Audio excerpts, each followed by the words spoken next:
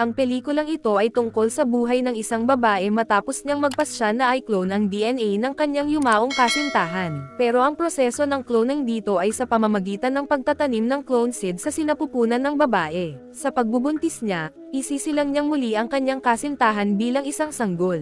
Ang babaeng ito ay si Rebecca. Nagsisimula ang pelikula sa kanilang pagkabata. Nakatira sila sa isang tahimik na baryo malapit sa dalampasigan. Si Rebecca ay madalas lamang magbakasyon sa bahay ng kanyang lolo sa lugar na iyon. Habang naglalaro siya sa tabing dagat, may isang batang lalaki na dumaan at tumitig sa kanya. Siya si Tommy. Si Tommy ay nakatira sa baryong iyon kasama ang kanyang mga magulang. Isa siyang masayahin at mapag-explore na bata. Kinabukasan, nilapitan ni Tommy si Rebecca, at nagsimula silang maglaro ng magkasama. Dahil si Rebecca ay tahimik at walang masyadong kaibigan, pakiramdam niya ay naging mas makulay ang kanyang mga araw tuwing naglalaro siya kasama si Tommy. Mula noon, nagsimulang ituon ni Rebecca ang kanyang atensyon sa kanyang munting kaibigan. Isang araw, nakakita sila ng isang maliit na suso. Naisip ni Tommy na turuan si Rebecca kung paano ito dalhin sa tabing dagat para maglaro kinabukasan. Pero sinabi ni Rebecca na aalis na siya kinabukasan. Kailangan naming lumipat sa Japan dahil sa trabaho ng mama ko, sabi niya. Bago matapos ang kanilang paglalaro, nagpaalam ng malalim si Tommy kay Rebecca. Tinawag pa rin siya ni Tommy at sinabing gusto niyang samahan ang pag-alis niya kinaumagahan at may gusto rin siyang sabihin. Dumating ang umaga, at nasa pantalan na si Rebecca para umalis. Pero hindi dumating si Tommy. Wala siyang magawa kundi umalis. Lumipas ang panahon ng mabilis. Lumaki na si Rebecca at bumalik sa lugar na iyon. Naalala niya ang lumang bahay ng kanyang lolo kaya agad niyang hinanap si Tommy. Pumasok siya sa isang bahay at nakita niya ang isang babaeng nakahiga sa kama. Pagkatapos, may pumasok na isang lalaki, si Tommy, na isa ng ganap na adulto. Ang babaeng nakahiga ay ang minsang naging kasintahan ni Tommy. Hindi na nila kinailangan ng maraming salita para magkakilanlan. Nag-usap sila at nagtitigan. Marami silang gustong itanong sa isa't isa matapos ang mahabang panahon ng pagkakahiwalay. Pero ang babae sa kama ay nakaramdam ng pagkasawalang bahala at tila isang istorbo lamang. Nagalit siya at piniling umalis, pero hindi man lang siya pinansin ni Rebecca at Tommy. Pagkatapos, pumunta sina Rebecca at Tommy sa tabing dagat at inalala ang kanilang kabataan. Para hindi maging alanganin ang pakiramdam, biglang hinubad ni Tommy ang lahat ng kanyang damit sa harap ni Rebecca at lumusong sa tubig nang walang pag-aalinlangan. Habang naghapunan sila, sinabi ni Tommy ang dahilan kung bakit hindi siya nakarating sa pantalan noon para ihatid si Rebecca. Nakatulog ako ng mahimbing, amin niya. Pero ang totoo, gusto niyang hilingin kay Rebecca na isama ang kanilang munting kaibigan sa kanyang paglalakbay sa Japan. Ang maliit na suso na hanggang ngayon ay nasa kanya pa rin kahit na ang natira na lang ay ang kabibe nito. Ngayon, isa ng estudyante ng biology si Tommy. Ikinwento niya na kasalukuyan siyang kasali sa isang organisasyong nagmo-monitor sa isang proyekto sa isang lugar. Pinaghihinalaan nilang may illegal na cloning na nagaganap doon kung saan ginagamit ang mga alagang hayop bilang mga test subjects. Kinabukasan, handa na si Tommy sa lahat ng bagay at nakatakdang umalis kasama si Rebecca. Hindi niya nakalimutang magpaalam sa mga magulang ni Tommy. Magsisimula na sana ang kanilang paglalakbay ng may sigla at pananabik. Habang nasa biyahe, humiling si Rebecca na huminto saglit para pumunta sa banyo. Hindi pa siya nagtatagal sa labas ng sasakyan nang biglang marinig niya ang isang malakas at nakakatakot na banggaan.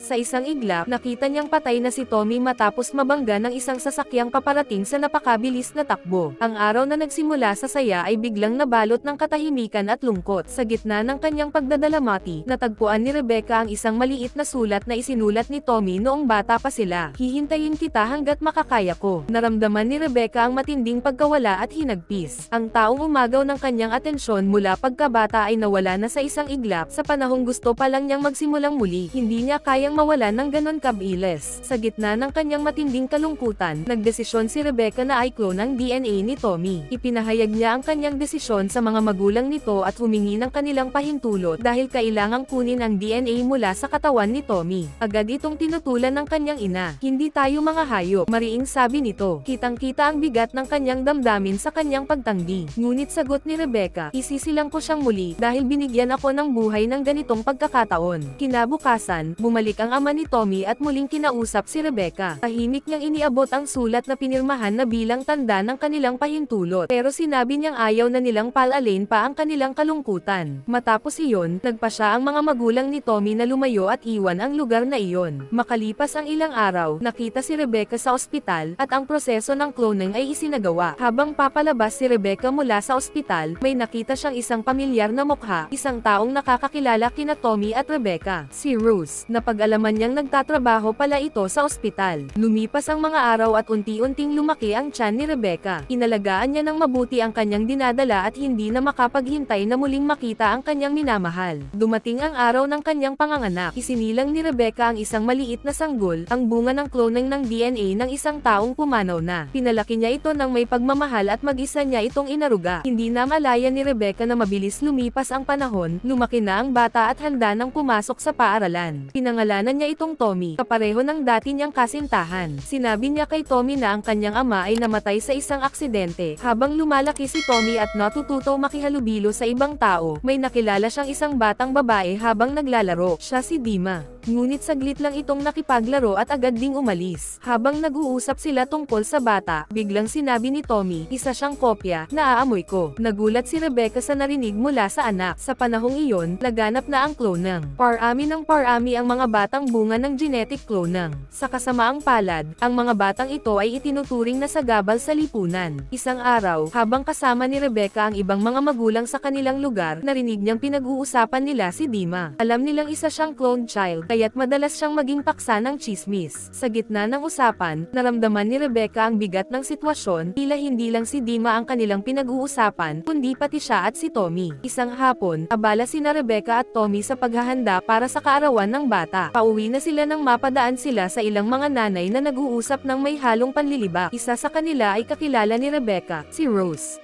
Dumating ang gabi ng party. Masaya at sabik na silang mag-ina habang hinihintay ang mga bisita. Ngunit lumipas ang oras, wala pa ring dumarating. Dahil nagtataka, tinawagan ni Rebecca ang isa sa mga ina ng mga kaibigan ni Tommy na kanyang inimbitahan. Ngunit imbes na sagutin ang imbitasyon, nagdahilan lang ito at hindi na samipot. Kumalat na ang balita, alam na ng lahat na si Tommy ay isang kopya. Maliwanag na si Rose ang nagkalat ng lihim ni Rebecca matapos siyang makita noong hapon na tsismisan kasama ang ibang mga ina. Dahil dito, nauwi na lang sa tahimik na pagdiriwang ang kaarawan ni Tommy. Silang dalawa lang ni Rebecca ang natirang magkasama. Hindi niya magawang ipaliwanag kay Tommy ang tunay na nangyayari. Matapos ang gabing iyon, napagdesisyonan ni Rebecca na lumipat ng tirahan kasama si Tommy upang mailayo ito sa negatibong pagtingin ng mga tao sa kanilang paligid. Pinili niyang palakihin ang kanyang anak sa isang tahimik at malayong lugar, malayo sa ibang tao. Habang nagtatrabaho sa kanyang laptop, matiyag ang inalagaan ni Rebecca si Tommy. Ngunit habang tumatanda ang bata, kitang-kita na nababagot ito sa kanilang tahimik at malungkot na pamumuhay sa tabing dagat. Wala siyang ibang kalaro, silang dalawa lang ng kanyang ina sa isang lugar na tila wala ng ibang buhay. Lumipas ang panahon, at lumaki na si Tommy. Ngayon, nasa kolehiyo na siya at mayroon ng kasintahan, si Monica. Isang araw, inimbitahan ni Tommy si Monica na tumuloy sa kanilang bahay upang magkasama silang tatlo ni Rebecca. Ngunit sa kanyang pagtanda, may nararamdaman si Rebecca na hindi niya maipaliwanag, isang bagay na bumabagabag sa kanya.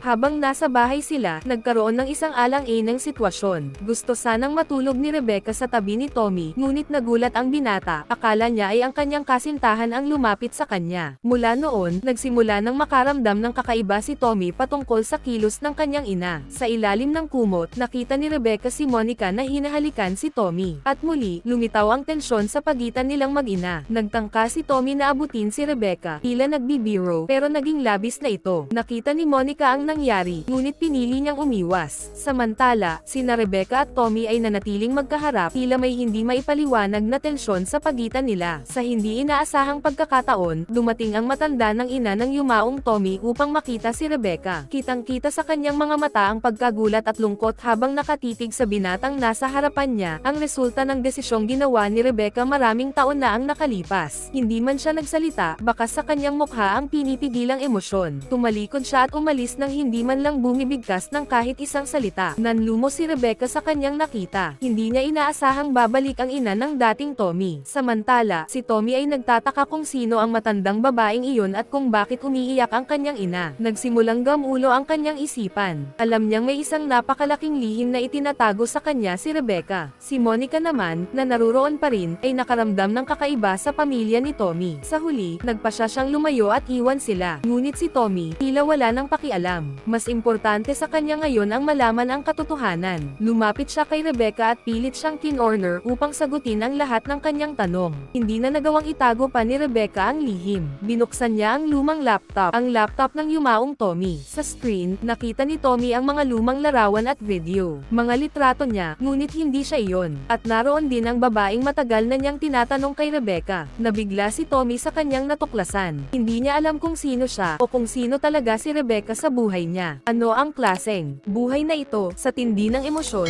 napuno siya ng galit at nag-alsa laban sa kanyang ina. Naging marahas siya at hindi na nagdalawang isip na hamakin si Rebecca. Ngunit hindi pa doon nagtapos ang lahat. Sa gitna ng kanyang pagkalito, naganap ang isang bagay na hindi dapat mangyari. Ang gabing iyon ay nagbago sa kanilang buhay. Hindi na sila basta mag-ina, isang bagay na mali at hindi na maaaring itama. Ngunit habang lumilipas ang mga araw, unti-unting natanggap ni Tommy ang buong katotohanan. Napagtanto niyang hindi niya kayang ipagpatuloy ang ganitong buhay. Sa huli, nagdesisyon siyang iwan si Rebecca at hanapin ang sarili niyang landas. Naiwang mag-isa si Rebecca. Pilit nilalabanan ang kanyang sariling emosyon at dilemang hindi na maaaring baguhin. At doon nagtapos ang pelikula. Mag-subscribe na kung hindi ka pa nakasubscribe. Pindutin na rin ang notification bell at like button para sa marami pang movie recap katulad nito, at mag-iwan ng comment down below. And as always, thank you for watching.